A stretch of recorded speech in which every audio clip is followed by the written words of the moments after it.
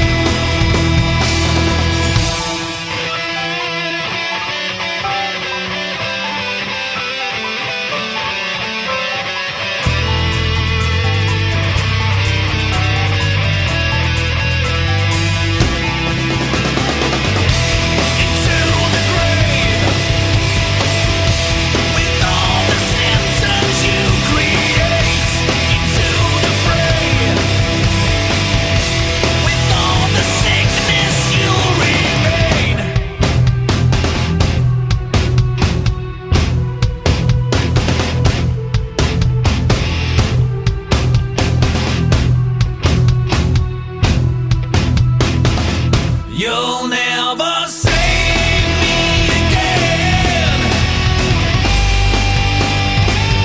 Reanimate me again. You'll never save me again.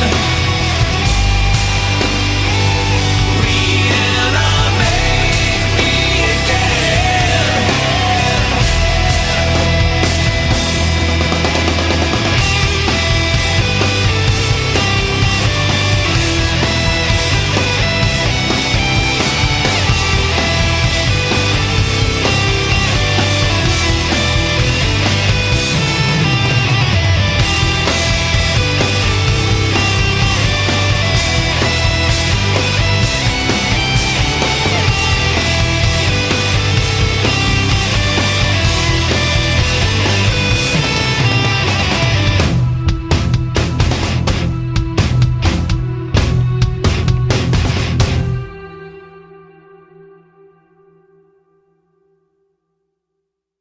All that's lost, never found, remains of all this.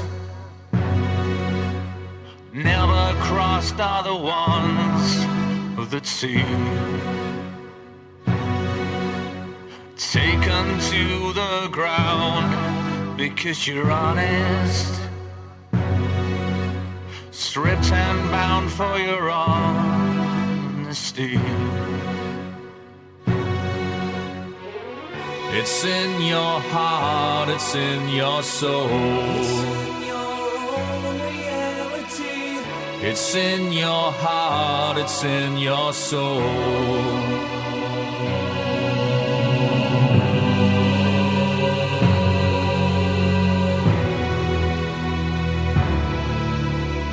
Never disguise all the tears that I've cried. I took a trip inside, I'm weary, laying justice on your head. It's in your heart, it's in my soul, in your own reality. It's in my heart, it's in your soul.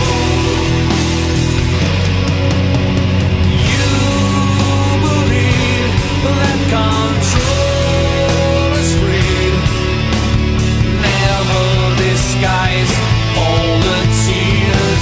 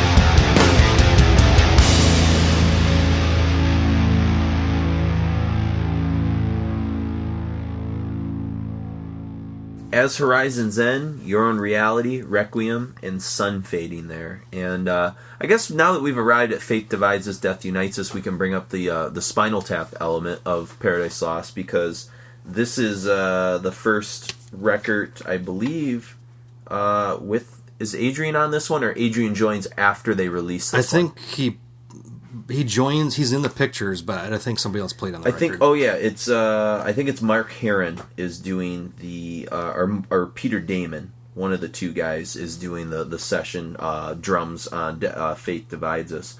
But one of the things why Mark's looking this up that we sort of notice is, they've had the core 4 guys in the band, the vocals, the 2 guitar players, and the bass player, and just like Spinal Tap, the only thing that they've continuously seemed to swap out seems to be the drummer.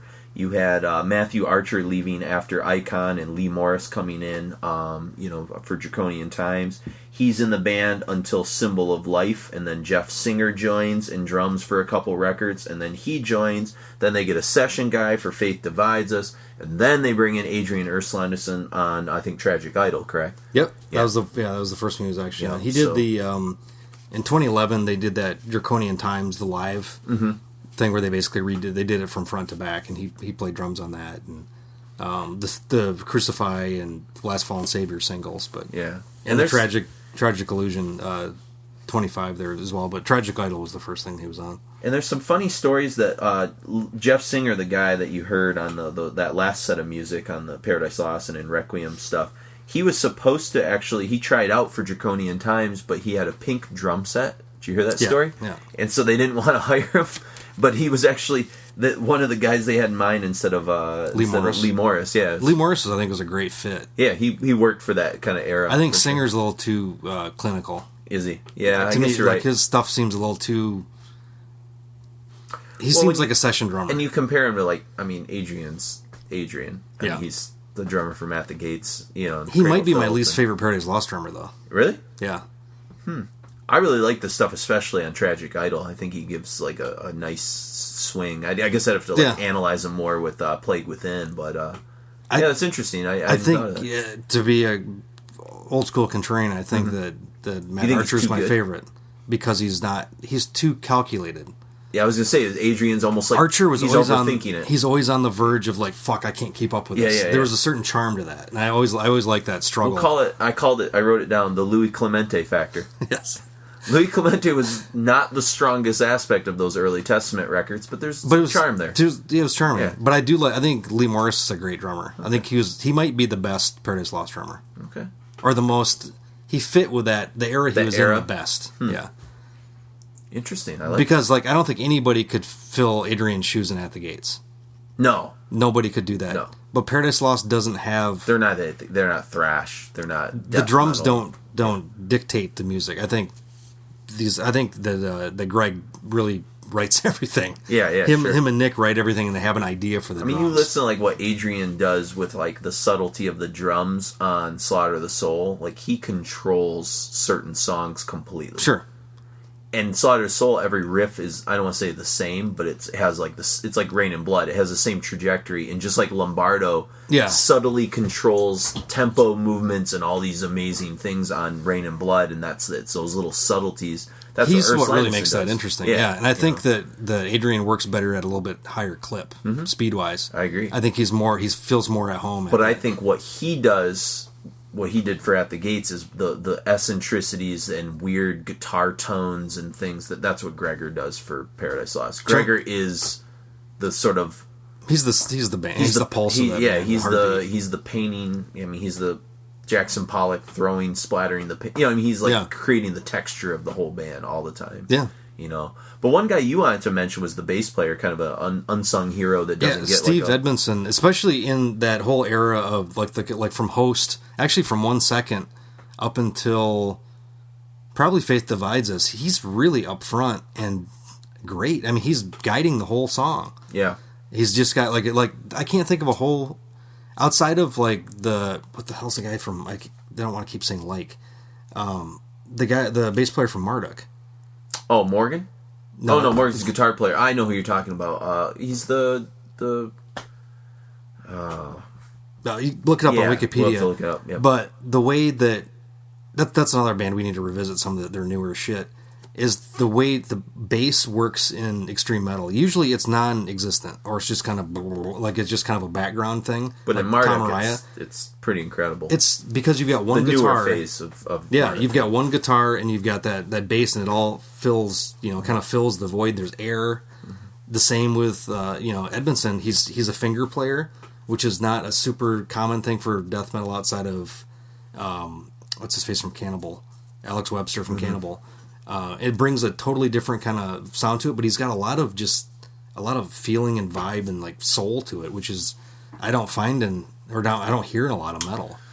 Not a lot of extreme metal, because sometimes bass often gets buried, unless you're talking like tech death or something like that, or Cynic. But I've never heard his name mentioned in anything about his ability, and I think he's a really great part of that band that is kind of overlooked. And when Mark and I were kind of prepping for this, I kind of said to Mark, I said, like, I don't read much about like Aaron Eddy or these other guys. Like, do you have like comments on them? Because Mark's such a huge Paradise Lost guy, and he, you just kind of said, like, he's just kind of quiet, does his part, like just great rhythm. Guitar. The most like his role in the band is he's like the watcher. He's the steel trap memory guy. Mm-hmm. There's a couple like interviews. I think they're videos that I was watching on YouTube of it's Greg and Aaron at some festival in Europe, and he defers to Aaron for dates, and like he keeps all the like he's like the monk sitting there with the tablet writing everything down. But so when you enter into Faith Divides Us, Death Unites Us, I feel like that and in Requiem were the first kind of commercial and critical records where you started to hear, Decibel and some of the other like media outlets in the metal community starting to kind of take attention again of Paradise Lost. It almost took a few records to make sure that self-title wasn't just an anomaly. Okay, well now they've done in Requiem. Okay, well that's good that now we're still. And then when I feel like when Faith Unites Us or Faith Divides Us comes out, that's where like they're locked back in. Does that make sense? Like they had to convince people that they weren't going to bounce back to do like another experimental record like Host or something like that. I mean, they've always been a wild card band especially with U.S. media. Like, I don't remember a time early on, at least I think like Gothic, it was too early before like Metal Maniacs or anything. I think it was more of a zine kind of thing. So by the time they got to the point where they're getting coverage in metal magazines, they were the cover of like Metal Maniacs for Draconian and stuff like that. After like they had their shot, and then they kind of like pushed expectations a little bit. I don't remember seeing it. I don't really remember a whole lot for 1 second stuff, to be honest. Like seeing a lot of like coverage for it. Mm-hmm. I know it was a big deal in Europe, and I think after they went to Host, people were just like, it was going to get no more attention, and they really had to. I mean, well, it didn't help being on two foreign labels. Like them breaking the U.S. has always been the big thing. They kind of talk about how they're almost like haunted. Like they just have had really bad luck, like just bad timing with different things that they're trying. Because I saw them in like 1992 for Shades of God, and I didn't see them until a couple years ago at Maryland Death Fest. I've never seen them. And between that time, they've played a couple. I think they opened for Devin Townsend and Catatonia.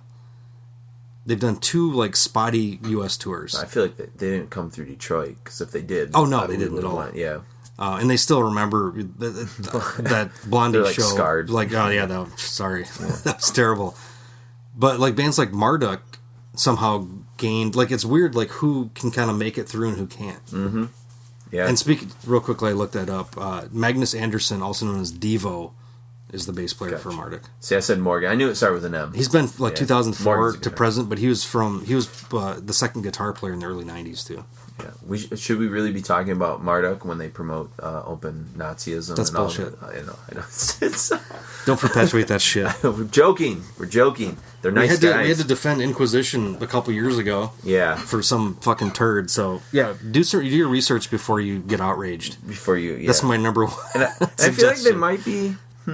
there might be other things in society to be more outraged about right now. Just a thought. We've got a bloated orange one in not office an right now. innocuous Swedish black metal band that's really never done anything to. I mean, it's this. They're that not to go off on it, but that's the same thing of people getting pissed at Slayer for doing Angel of Death. Yeah, exactly. It's like you're talking about something. You're not saying this is. Yeah. You're not. That's not. You're not espousing this as a virtue.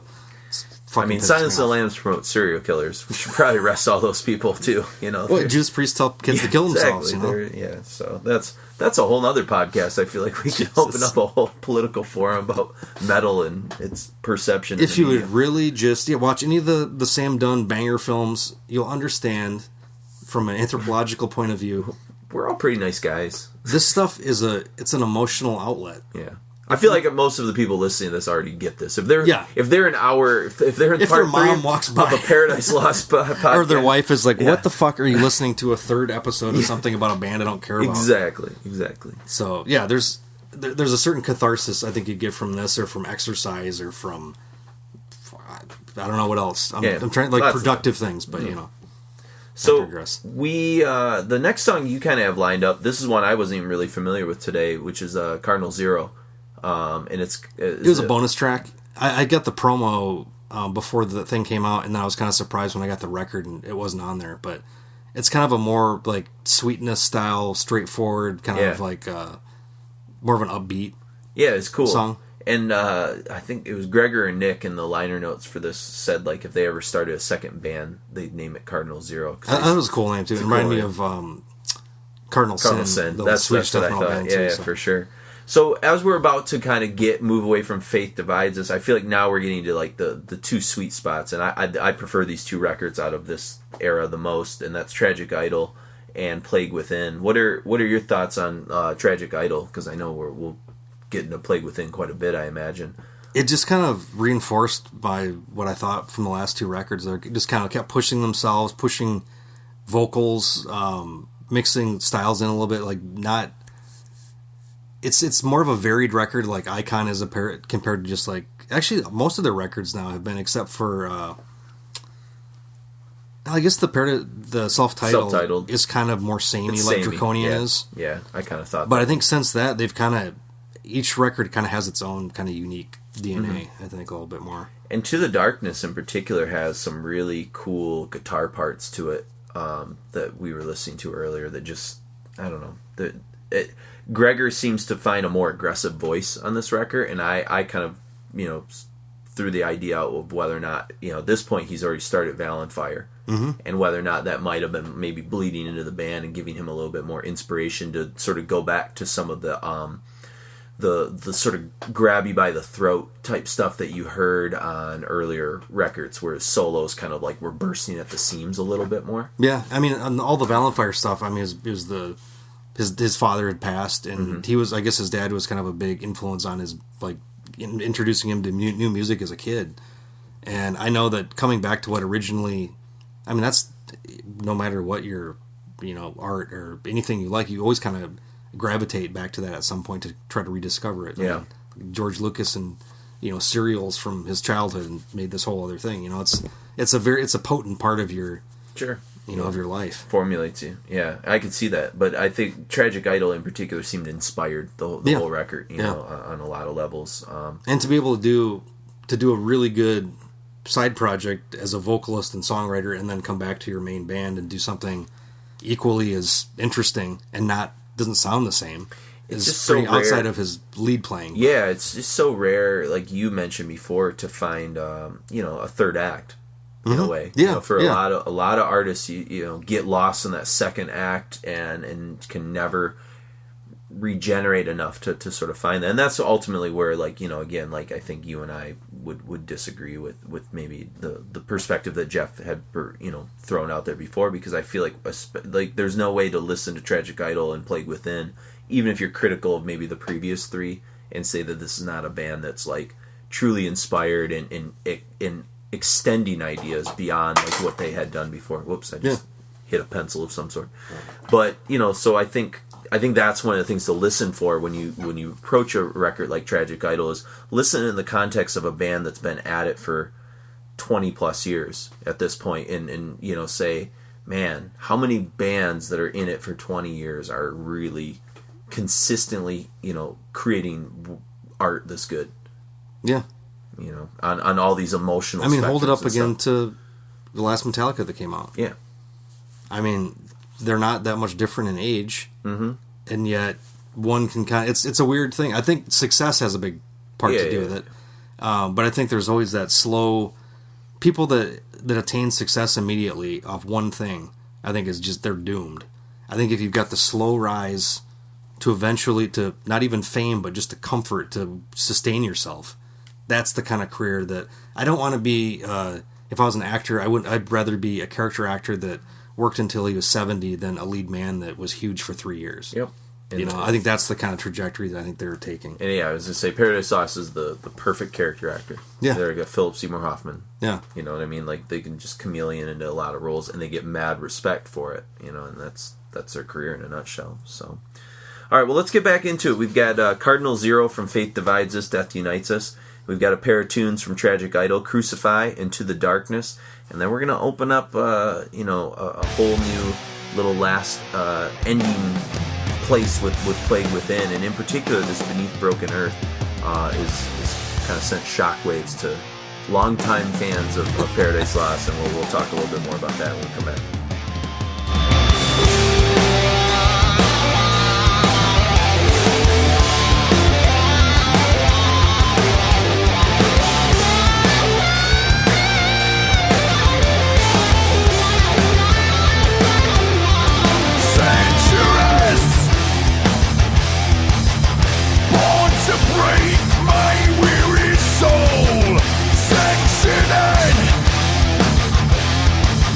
Scorn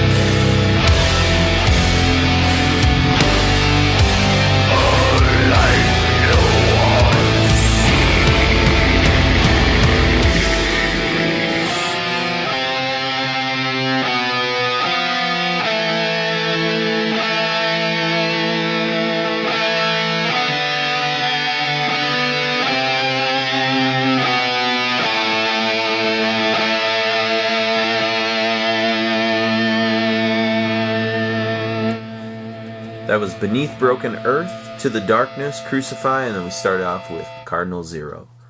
So we've finally arrived. It's been a long... To the present day. Yeah, we're there. To Plague Within, which we've kind of been hinting at as a kind of a capstone record for them.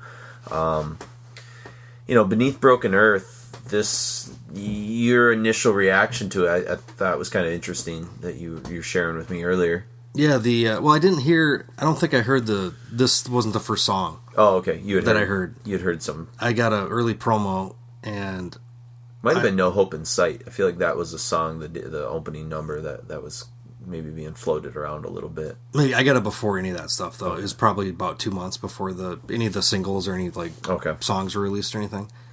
And I was a little bit let down at first because I thought they were going back to Wagner's comment a little bit, I thought they were kind of trying to just relive past glories, and I think I said something like that to Albert from Decibel too, and I think he had a different opinion, and that was just first blush, and also I like to be contrarian about shit too. Yeah.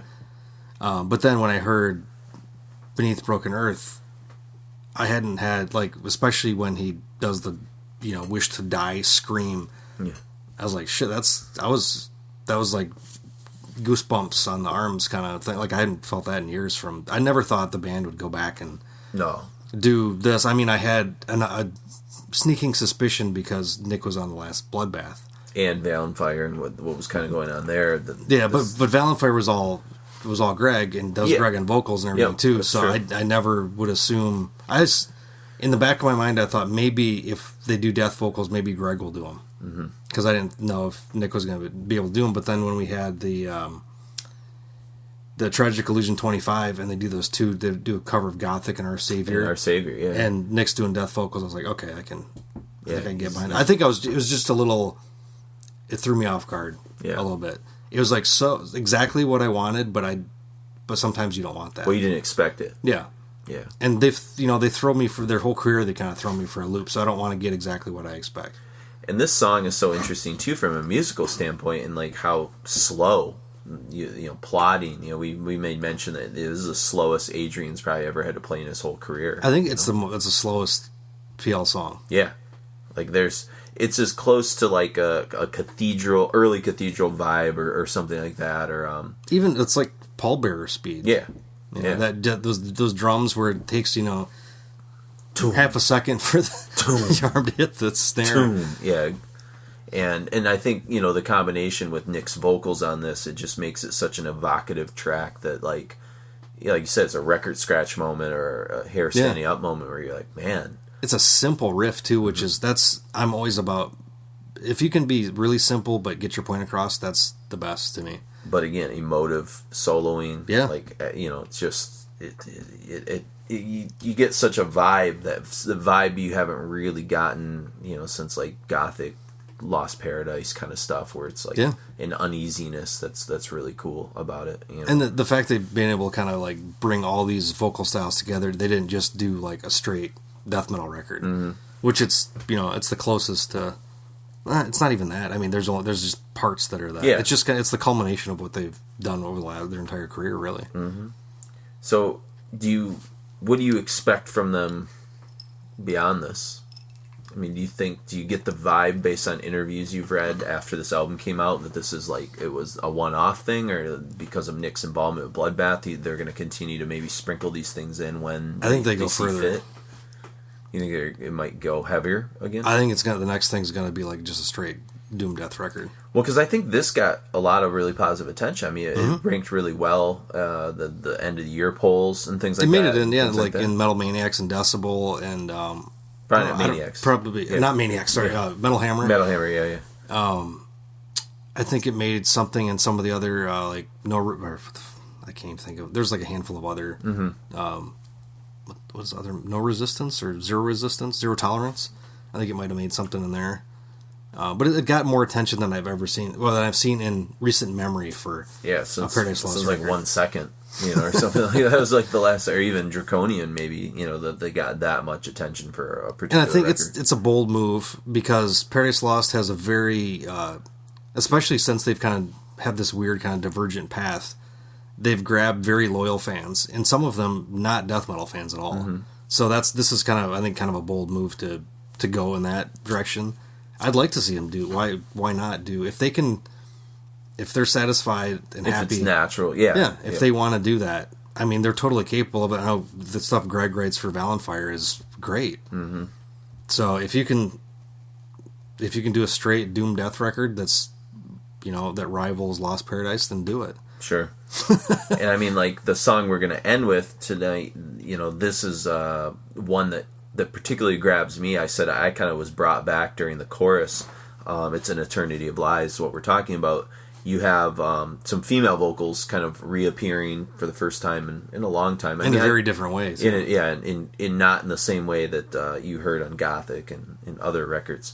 And they sort of seamlessly sort of blend with, like, not the screaming of Nick, like what we heard in the past, but like kind of his sorrowful singing Draconian Times kind of vocal style, which is a cool combo. And it really this like soaring kind of, harmony thing behind it. It's really interesting. They'd never done anything like that before. And it was funny because when we were listening to it earlier, you were like, man, they're doing something really weird with the pitch on Nick's vocals and stuff. And I was like, I'm pretty sure that's female vocals. And we kind of had to like check it out. It really reminds me of like something like that Paul Bearer would do. Yeah.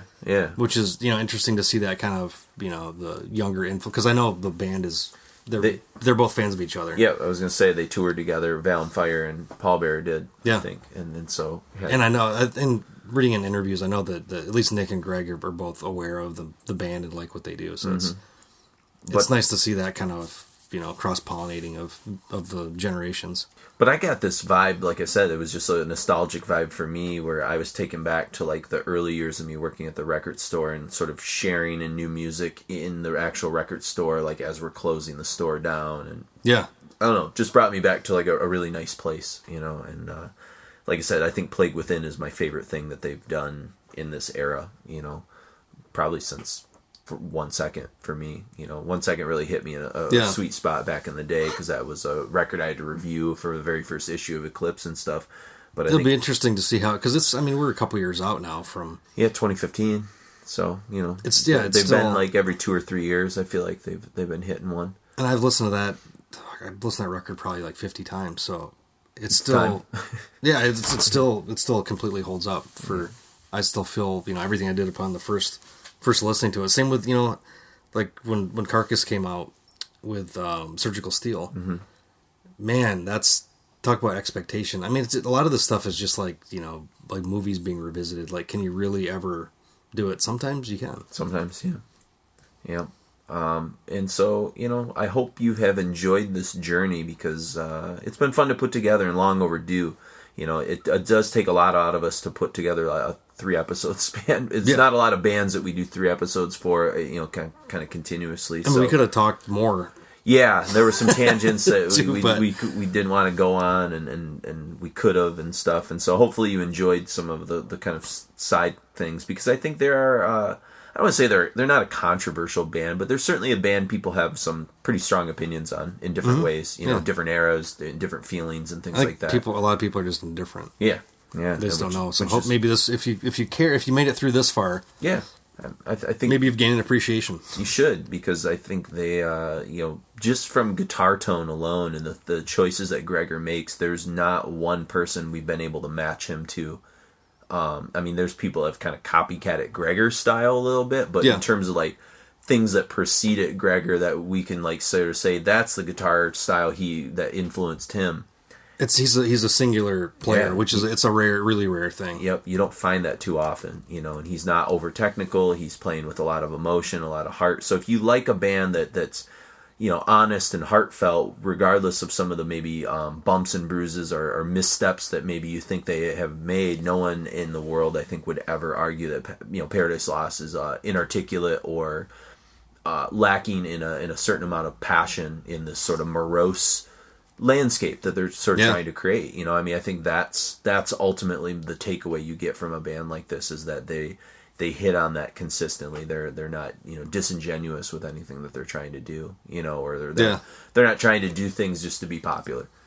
No, not at all. You know, and I think that's, you know, for a band that's been at it for, you know, 25 plus years, that's admirable. Almost 30. Yeah. Since their getting formation. Yeah, to the next year. demos and stuff. Yeah. Yeah, for sure. So, but let us know, you know, give us, you know, which eras you kind of liked, if there was maybe a surprising album. We always like to hear, like, if, you know, all of a sudden you finally gained an appreciation for Host or Believe in Nothing or something like that. It's good to know that, you know, people care about the ramblings that we sort of go on and some of the points that we're trying to make with or some if, of you know, stuff. maybe hopefully some of this made you want to go back and re-listen to it again. That's you know? it. If you got Spotify, most of the stuff's there. Go check it out, or preferably buy it. Yeah, I was gonna say, if you like it. Yeah, buy a CD now and again. You know, the band appreciates it. Yeah, for sure. But yeah, leave us some comments on iTunes. We always appreciate that. You can check us out and leave us comments on Facebook, Mark and Jason, or you can find us on Twitter, which we're trying to use that a little bit more at Podcast Requiem. And yeah, and we're even doing, who knows if I'll still be doing it here, but we're doing our an obscure song of the day each day, kind of a hidden gem. Yes. That we're trying to throw out there, just so, you know, from the playlist that I put together. I'm trying to find some songs from there and just create get people, conversation. Yeah, create conversation, expose people to different things. That's kind of what we're all about, you know. So Talking about stuff we care about. yeah. Luckily, you guys usually at least want to hear us talk about it, even if you don't really care. Hey, I'm about just it. glad we got to talk about Goldberg and Brock Lesnar for about 35 seconds. If I can bring any of that, I mean, we had lots of tangents that we didn't record. We talked about politics and World War One, but. Yeah, even though you're hearing part 3 of a 3-part podcast, we've been basically having a conversation for about like 12 hours here at least. Well, our software has been hijacking the audio for at least this time for 3 hours. 3 hours, yeah. But it's been much longer than that. But enjoy An Eternity of Lies from The Plague Within from 2015 from Paradise Lost. I am Jason, And I'm Mark.